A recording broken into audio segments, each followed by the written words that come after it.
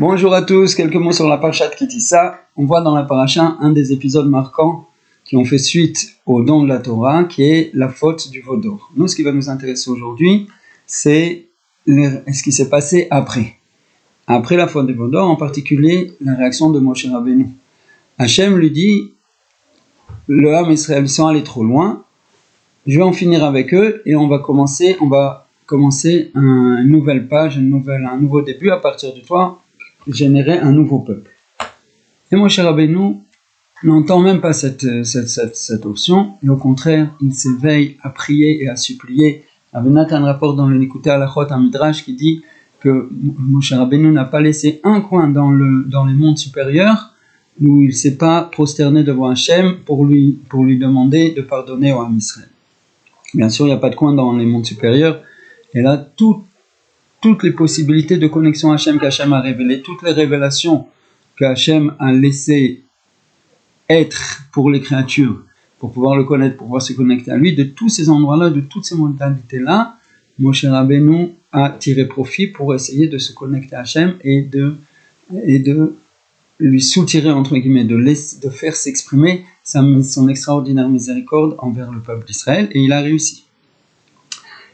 Après, vers la fin de la paracha, on voit que Hachem il a révélé à Moshe une alliance qui s'appelle les 13 attributs de miséricorde, et il lui a dit que chaque fois que Ham Israël, ça veut dire un minyan d'hommes adultes, énoncerait ces 13 attributs dans le but d'éveiller la miséricorde d'Hachem envers le Ham Israël, leur prière sera entendue, et bien il y aurait un changement dans l'équilibre des choses, et la miséricorde prendrait le pas sur les dinim, dans la mesure du possible. Les filles en fonction de la volonté d'Hachem évidemment et du vrai bien pour Ham Israël.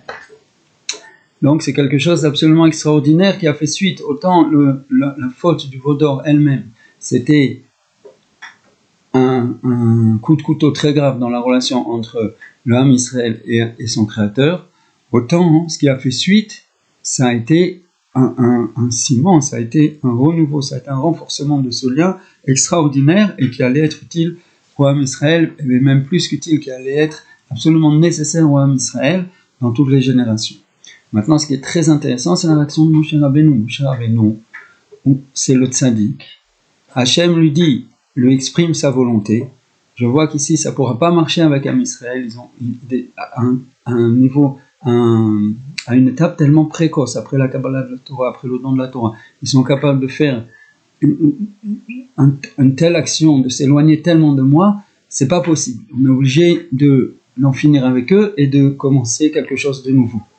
Hachem exprime sa volonté. Qu'est-ce que le tzaddik doit faire? Il doit accomplir la volonté d'Hachem. Tout ce qu'un tzaddik fait, tout ce qu'un juif fait, s'il est dans la bonne voie, c'est d'accomplir la volonté d'Hachem dans tout. Et là, Hachem dit clairement sa volonté à Moshe, et Moshe ne lui emboîte pas le pas, comme on dit, ne va pas dans son sens, et au contraire, s'oppose à cette volonté qui a été exprimée, et essaye et réussit à dévoiler quelque chose de nouveau. Comment c'est possible?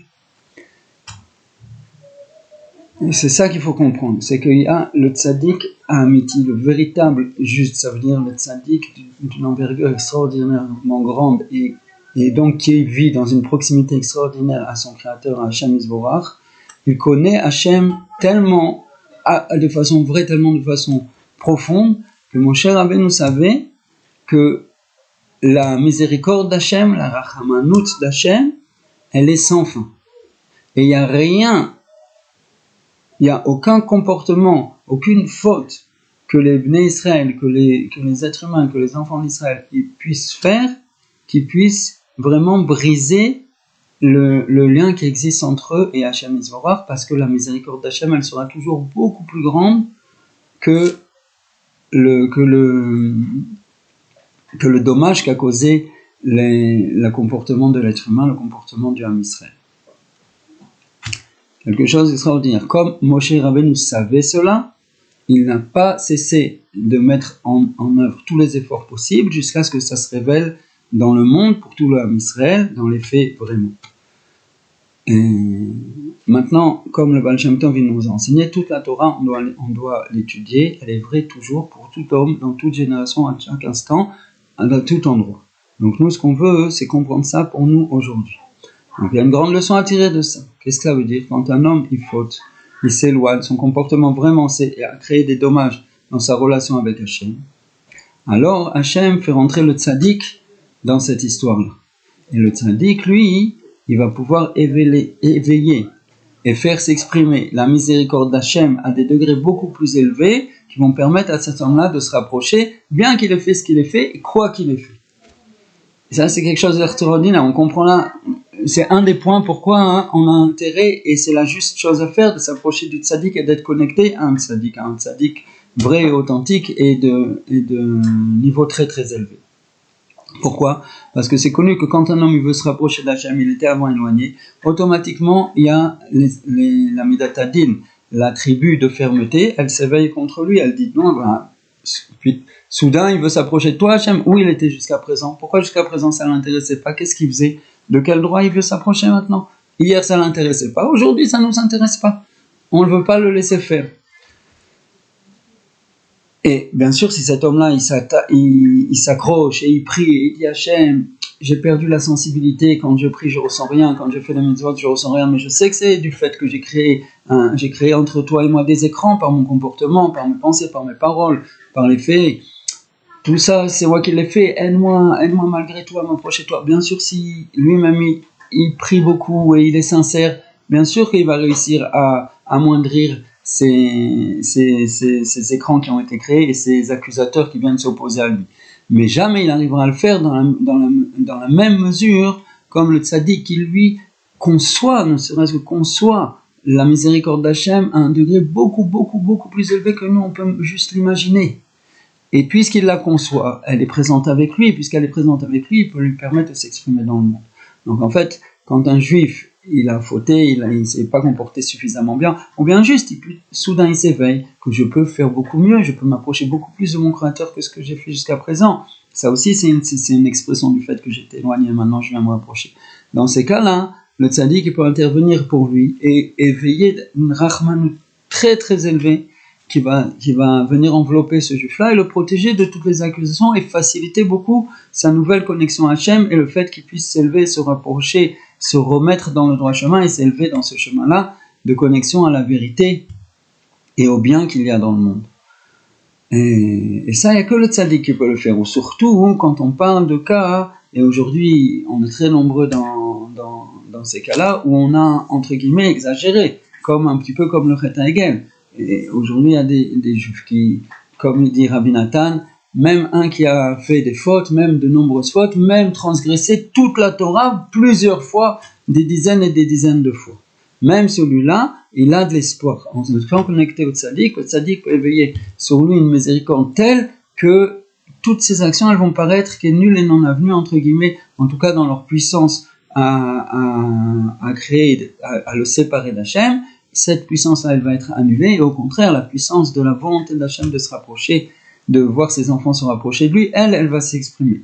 Parce que c'est la vérité, plus un homme il est éloigné, plus c'est précieux aux yeux d'Hachem, les moindres efforts, à commencer par sa volonté à se reconnecter à la vérité et à l'infini et à son Créateur, cette volonté-là, et les efforts éventuellement qu'il va pouvoir fournir dans les faits, dans ses pensées, dans ses états d'âme, dans ses paroles, dire des teilim, dire des prières avec sa bouche selon ces mots les plus simples, les plus naturels qui nous viennent, et faire quelques actions, faire quelques mitzvot, s'abstenir de faire des mauvaises choses, toutes ces choses-là, elles sont précieuses aux yeux d'Hachem, d'autant plus précieuses que cette personne-là, elle était éloignée. Qui a révélé ça? C'est le tzaddik amiti. Rabbi Nachman, au niveau de la faute du Vaudor, c'était Moshe Rabbeinu. Ce sont des tzaddikim qui tous leurs efforts, toute leur connexion à Hachem, ils l'utilisent pour venir révéler une miséricorde qui ne s'est pas encore exprimée dans le monde et lui permettre de s'exprimer. Et donc révéler encore à Am Israël, au peuple d'Israël, à chaque juif, à chaque instant, dans chaque état, qu'il n'y a aucune raison de se désespérer d'être connecté à Hachem. Donc ça ressort comme ça.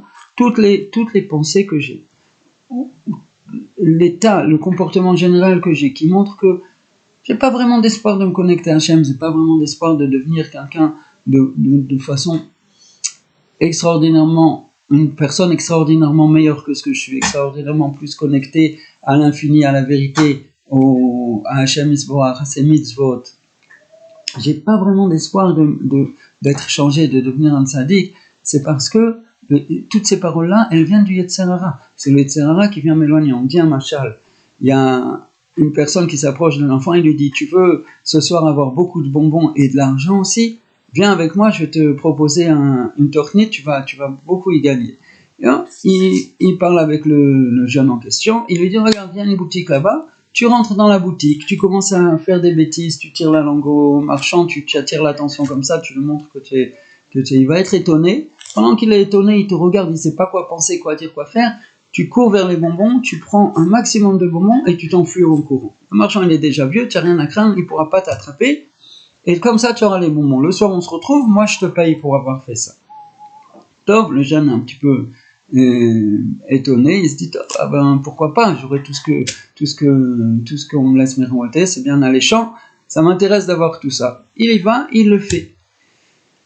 Et effectivement, le marchand, il comprend pas ce qui lui arrive, il reste bouche bée comme ça, il voit ce jeune qui fait toutes sortes de bêtises dans sa boutique et qui finalement attrape toutes sortes de bonbons, les jette dans un sac et s'enfuit en courant.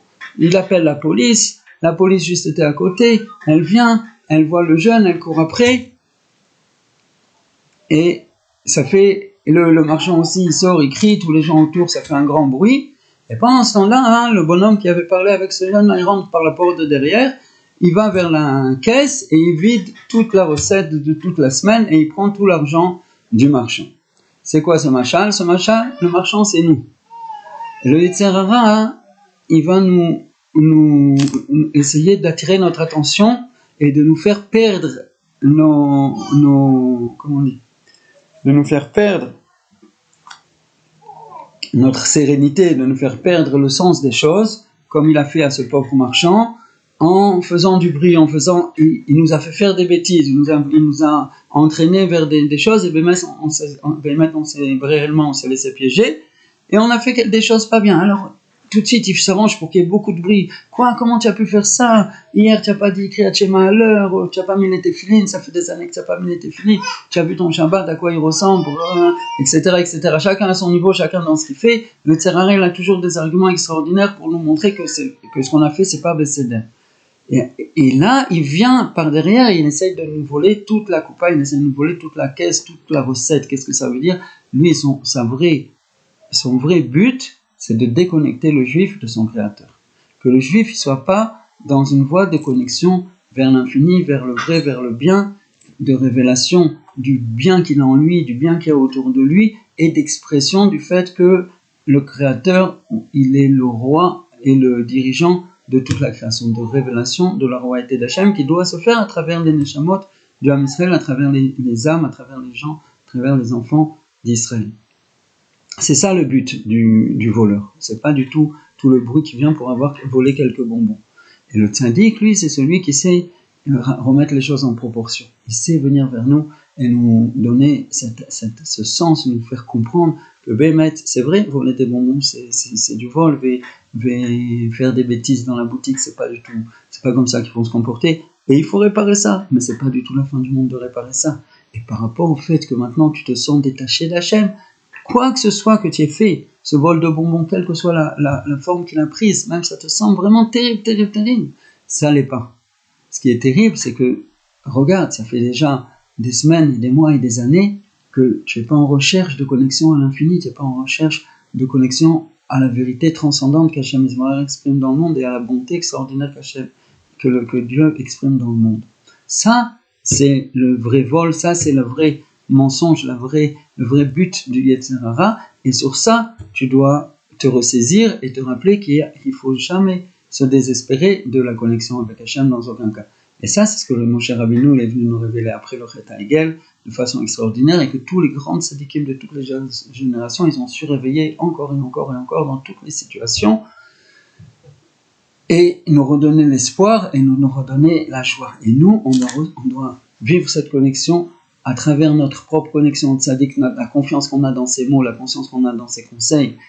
On se connecte à ça, c'est la miséricorde s'exprime, et on doit croire et savoir, avoir confiance en Dieu, que dans toutes les situations dans lesquelles je peux me trouver, il est là, il m'attend, et au contraire, plus je me suis éloigné, plus les petits efforts que je vais faire maintenant, la simple volonté que j'ai de me raccrocher à lui, elle est extraordinairement précieuse à ses yeux, et c'est ce qu'il attend et c'est ce qu'il veut, exactement comme un père qui voit son fils revenir vers lui, revenir dans le droit chemin.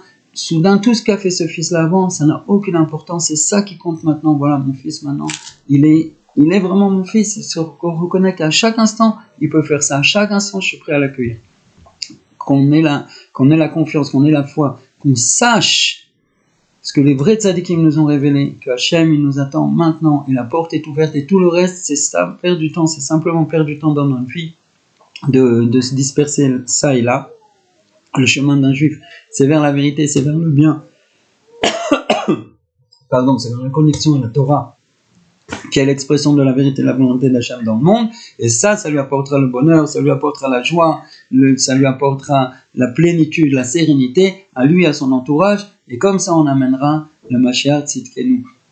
Hachem et Zakenu, qu'on puisse recevoir la leçon extraordinaire que Hachem il est venu nous enseigner après une des pires fautes qui aurait pu avoir lieu, et que toujours on sache inverser les choses. Au mois de Hadar, on dit où les choses elles s'inversent, de ce que le Yetzer Hara voulait me montrer comme étant les ténèbres les plus profonds, qu'on puisse révéler que non, au contraire, maintenant je vois la lumière la plus brillante, puisque la lumière d'Hachem, la miséricorde d'Hachem, elle peut éclairer même ces ténèbres-là qui étaient apparemment terribles. Donc elle peut éclairer tous les ténèbres pour tous les Juifs à tous les instants de sa vie. Que Dieu nous aide toujours à vivre cela, et en attendant de reparler bientôt, Kol HaYeshuot.